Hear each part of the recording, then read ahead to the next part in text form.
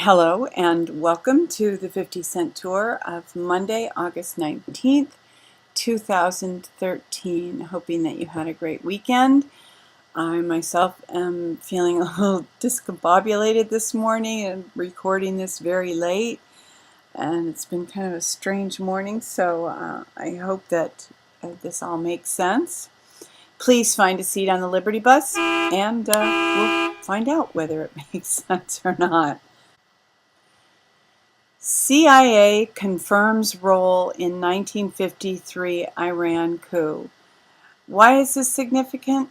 Well, it shows us how these organizations have been operating, and that for a long time, we, as in the United States, have been interfering in the politics of other nations. And here's an article, Agent Provocateurs in Egypt, a look at the shadowy elements in pro-Muslim Brotherhood protests. So this is an echo of the other, if it happened in 1953, well, if anything, things have wound up even more. So I'd say it's quite likely. And here's an article from the Vatican Project, the arrival of Project Bluebeam on our doorstep. Government plans fake alien invasion to usher in world peace. This is not a new idea. I have it here this morning because it is an article from yesterday on the Vatican Project. But today I want to talk in a couple of different instances about how I believe this is the moment when they are pulling out a lot of their big guns to try to fool us about what's really going on. I was listening to a conference call this morning. It wasn't really a political call. It actually had to do with a financial matter.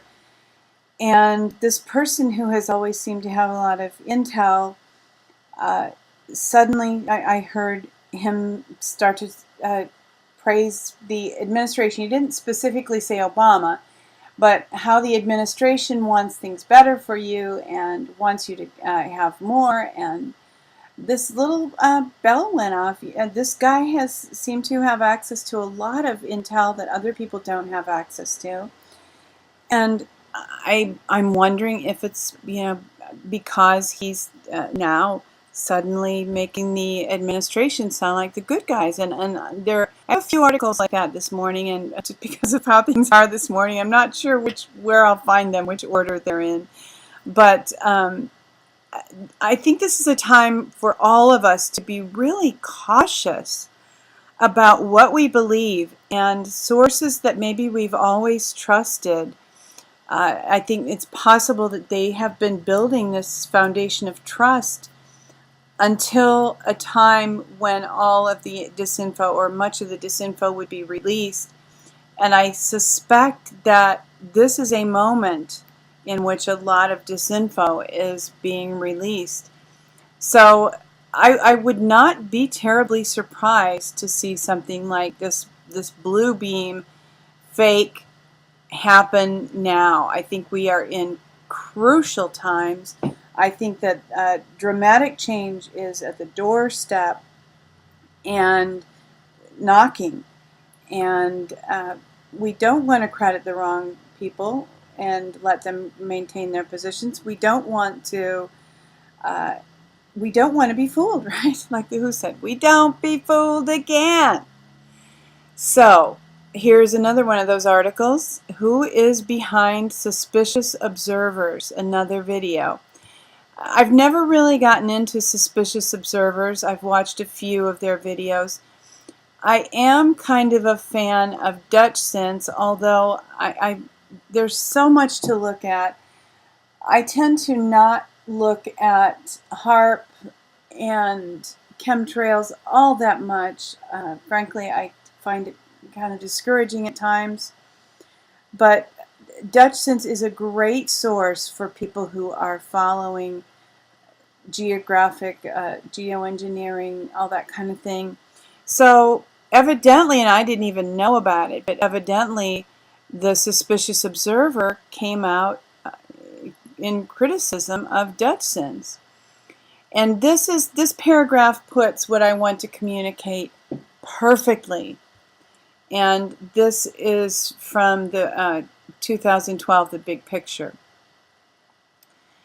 When you look at the cabal's MO, which is to make out you're a patriot, expose the cabal's tricks and lies, share a few little secrets for a couple of years, and then, when you've earned the trust of the truth movement, swoop in for the kill and attack someone who is legitimately sharing the truth and prevent them from doing that. It's pretty obvious.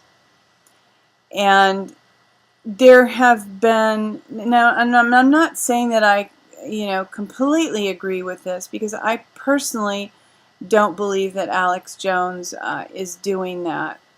And I don't think that it's really constructive a lot of the time to criticize other people in the liberty movement.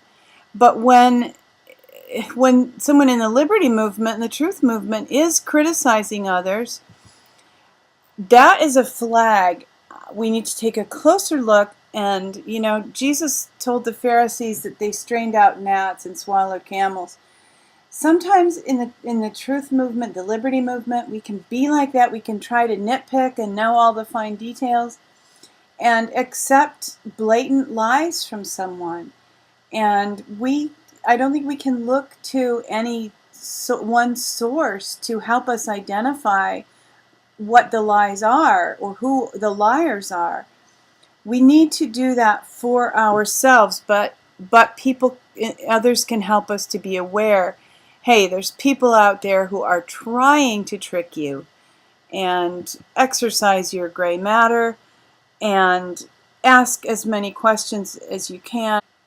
Now, here is a fascinating little article that's a YouTube video. Congressman's voicemail, where's my bribe? Confirmation of embedded systematic political corruption. And as if we didn't know. But if you have friends who are naive and don't believe how common this is, how widespread this is, maybe this video will be helpful to them in understanding.